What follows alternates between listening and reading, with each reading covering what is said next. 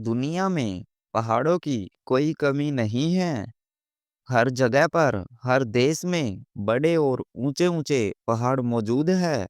लेकिन जैसे ही हम कैलाश पर्वत का नाम सुनते हैं, हमारे मन में ख्याल आता है बर्फ से ढका हुआ एक शांत और रहस्यमयी पर्वत। कहा जाता है कैलाश पर्वत पर कोई भी आसानी से नहीं पहुंच सकता है। यहाँ पर एक बात सोचने वाली जरूर है। दूसरे पहाड़ों की तरह होने के बावजूद कैलाश पर्वत को इतना शांत और रहस्यमयी क्यों कहा गया है? ऐसा क्यों कहा गया है? कैलाश पर्वत पर कोई भी हमेशा के लिए नहीं रह सकता है। वैज्ञानिक भी कैलाश पर्वत को लेकर कोई भी बात पूरी तरह से स्पष्ट नहीं कर पाए हैं। आध्यात्मिक लोगों का मानना है कैलाश पर्वत चेतना का केंद्र है। आज हम इस वीडियो के माध्यम से समझने की कोशिश करेंगे, क्या कैलाश पर्वत धरती पर मौजूद सिर्फ एक पहाड़ है या कैलाश एक अवस्था का नाम है जिसको देखा नहीं जा सकता है, सिर्फ महसूस किया जा सकता है।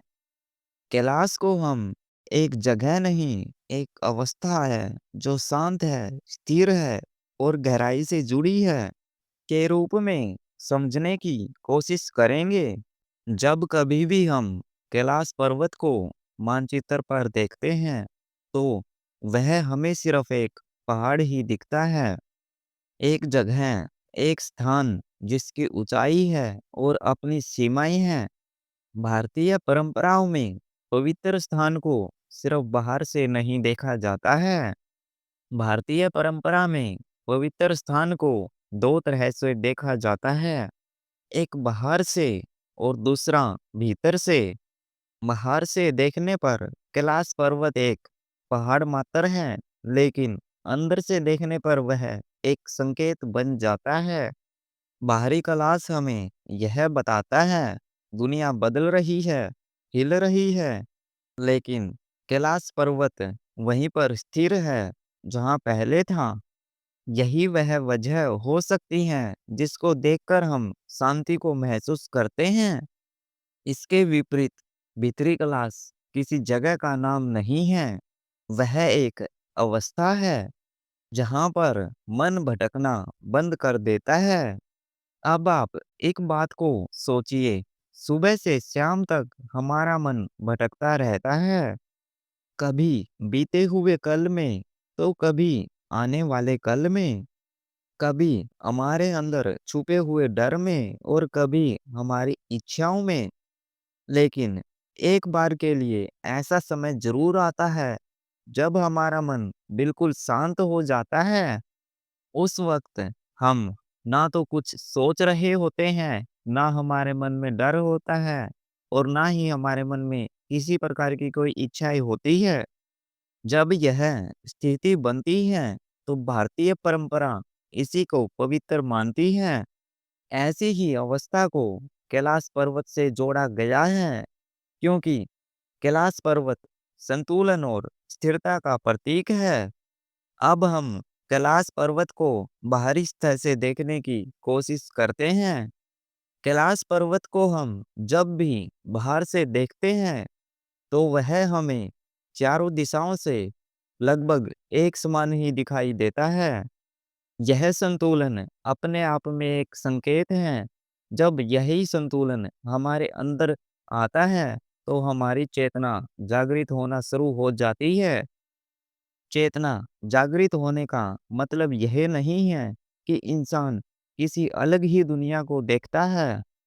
चेतना जागृत होने का मतलब है मन का साफ हो जाना। जब मन प्रतिक्रिया करना बंद कर देता है, उस वक्त हमारे अंदर एक स्थिर बिंदु बन जाता है। जब हम अपने विचारों में उलझते नहीं हैं, हमारे मन में इच्छाएं भी होती हैं और डर भी होता है, लेकिन हम उनके गुलाम नहीं होते हैं।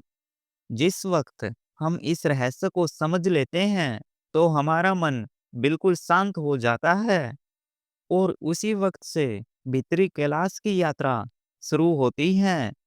कैलाश कोई जगह नहीं है, यह एक अवस्था है। जो हमारे भीतर शांति और संतुलन का विकास करती हैं। यही कारण है कैलाश को सिर्फ एक पर्वत नहीं बल्कि एक प्रतीक के रूप में देखा गया है। कैलाश पर्वत को भगवान शिव का निवास स्थान भी कहा जाता है। शिव का अर्थ है जो शांत है, स्थिर है और जो साक्षी है। कैलाश पर्वत भी उसी स्थिरता का संकेत है जहाँ पर कोई गति नहीं है, युद्ध नहीं है, सिर्फ और सिर्फ मौन है। इसलिए ही कहा जाता है कि शिव कैलाश में विराजमान है। जब चेतना शिथिल हो जाती है, उस वक्त शिव तत्व प्रकट होता है। शिव तत्व को हम अगली वीडियो में अच्छे से समझेंगे। ऐसा हो सकता है कैलाश हमेशा से वही रहा हो जहां हम उसे कभी खोजा ही नहीं है। कैलाश तक पहुंचने के लिए दूरी नहीं, मन की अशांति को कम करना पड़ता है। जब भी मन पूरी तरह शांत हो जाए, उस वक्त आप कैलाश के सबसे नजदीक होते हैं। आज हमने कैलाश पर्वत को एक अवस्था के रूप में समझा है। वीडियो पसंद आई तो वीडियो को लाइक, शेयर और चैनल को सब्सक्राइब जरूर करें।